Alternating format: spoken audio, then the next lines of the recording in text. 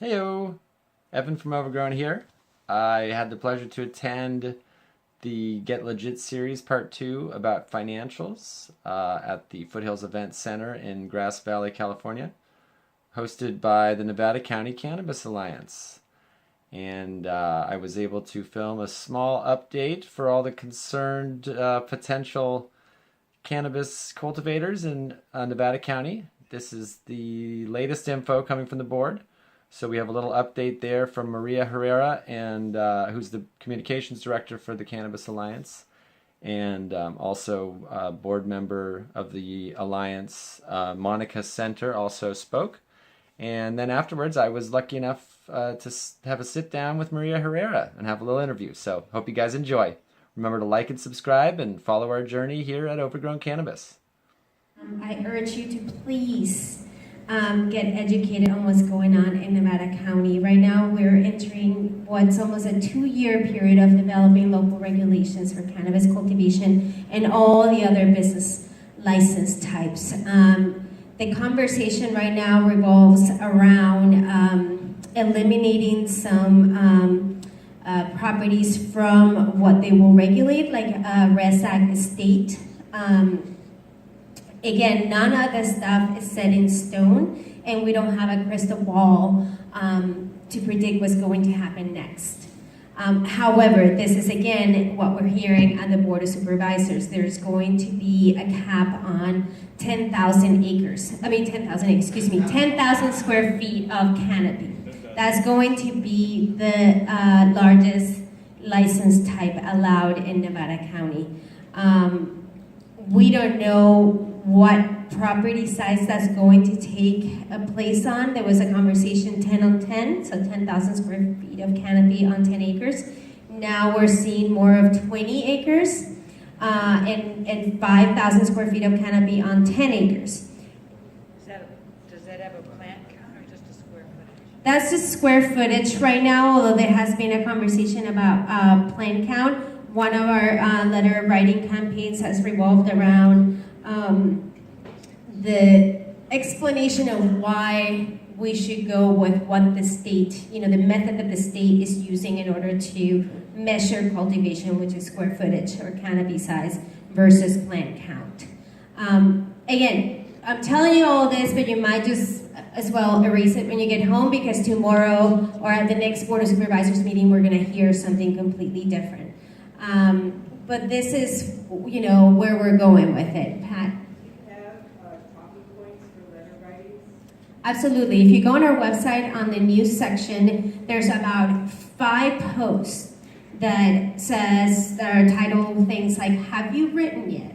Do you know how to contact your Board of Supervisors? And every newsletter that we send out, which is every 2 weeks, there's a call to action. So, again, it's easy. I get newsletters all the time from organizations that I subscribe to, but these newsletters are super jam-packed with information, with things that you can do in order to influence the process.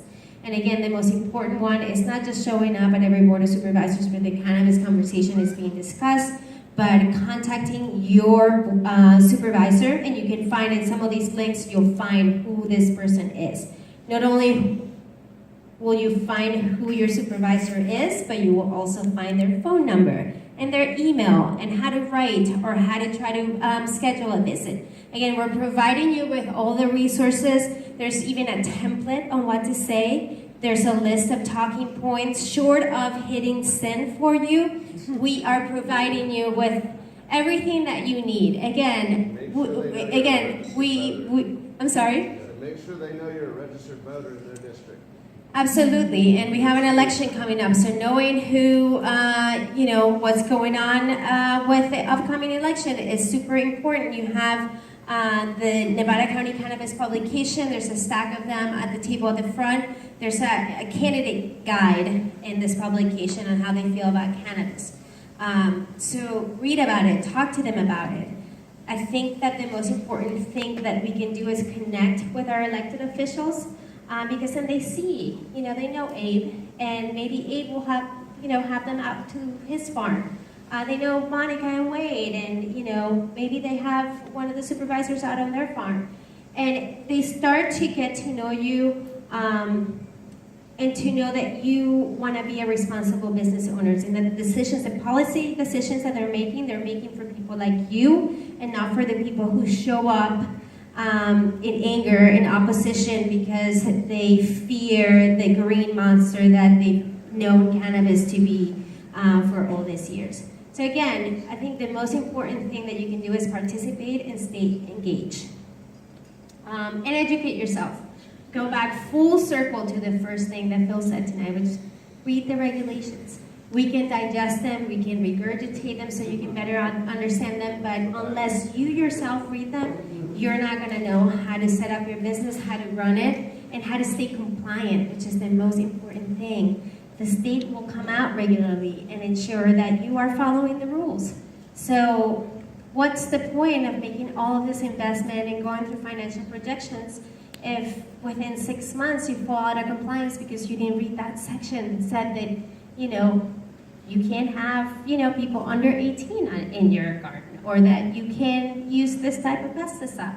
So we all have a responsibility to be the best at what we do.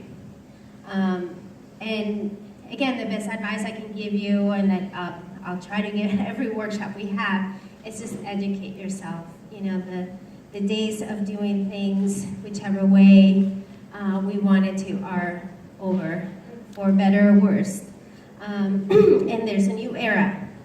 And I think that we have an opportunity to show how innovative and creative and amazing the cannabis industry can be. It can be an example for other industries, for the agricultural industry, depending on your cultivation techniques. So yeah, I think that's all I have. Yes. CEQA. CEQA, the California Environmental Quality Act, for those of you who don't know.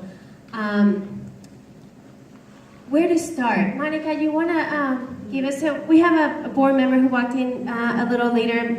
Monica Senter is a board member of the Alliance, and Monica has been instrumental in helping us figure out what options we have in terms of complying with the California Environmental Quality Act, which is a sort of a requirement that we have to go through in order to get an ordinance in place at the local level. And maybe you can explain some of the nuances.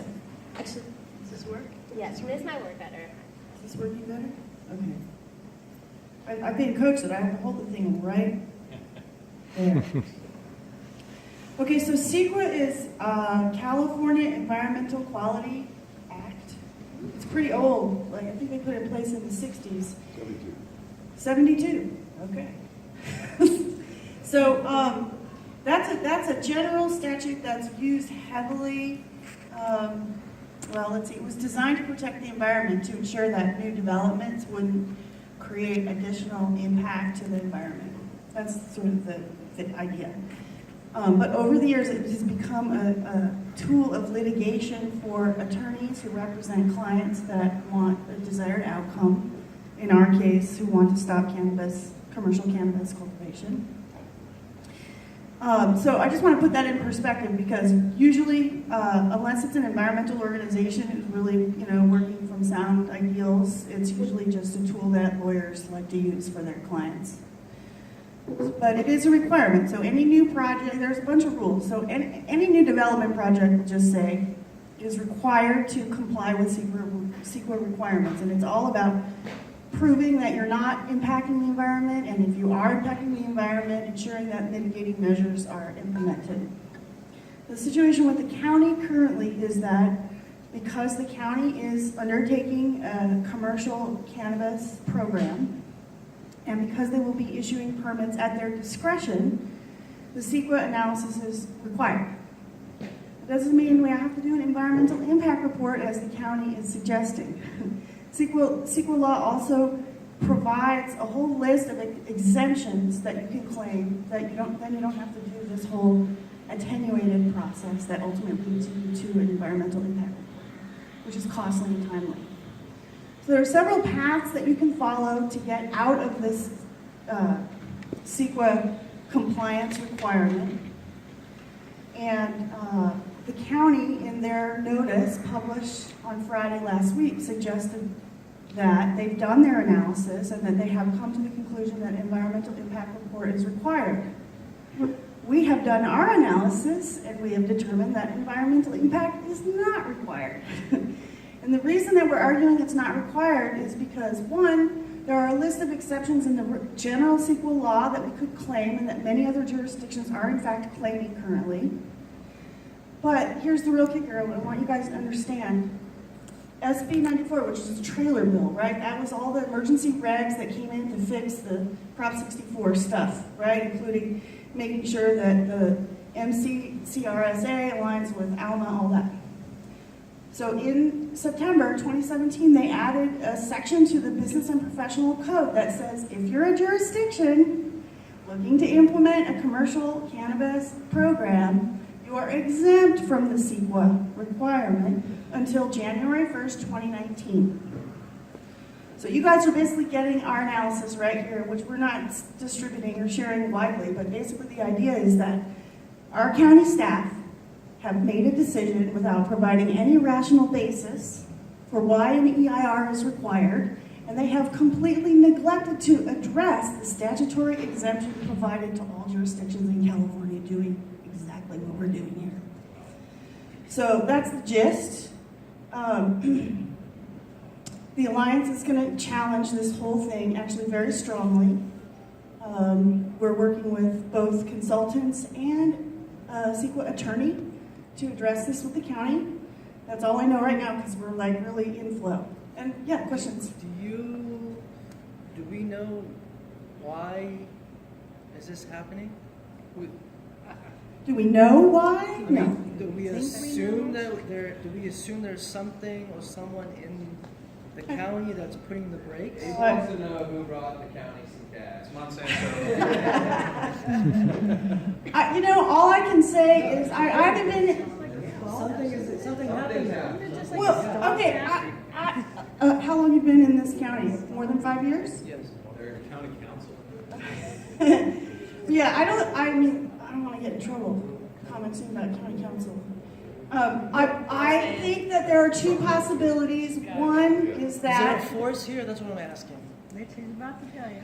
no, I don't. I think it's about the culture in the county office, which is not the culture that we have here, and it's not the culture that exists on the Board of Supervisors either. And that culture is embedded in some of the historical resistance to, let's say, more progressive type endeavors. So I think it's cultural. I also think it's intentional in that they are misleading the board by saying we have to go to EIR. They should at least provide a rational basis for making that decision. I don't think there is. Could it be a one. CYA case? Well, this is the thing, is that there is historically the trend on the part of county council to resist anything that might bring a lawsuit upon the county, but if you're following general county politics, plenty of lawsuits happen, we don't win either. So I don't think that that's a rational tactic. I mean, that's my personal opinion, is that when you look at the type of CEQA cases that are brought in the state of California, the type that are actually successful, what arguments actually win, there aren't really that many, and that's because it's used as a stalling tactic, not because there's really a sounding argument. So, any other questions? Or in California, like a timeline for this, so they're going to determine whether or not there is in fact. So in order Question was timeline.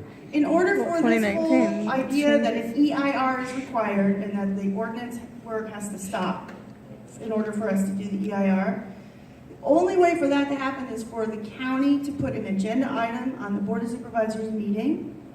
And those agendas are determined by the chair of the BOS and the CEO.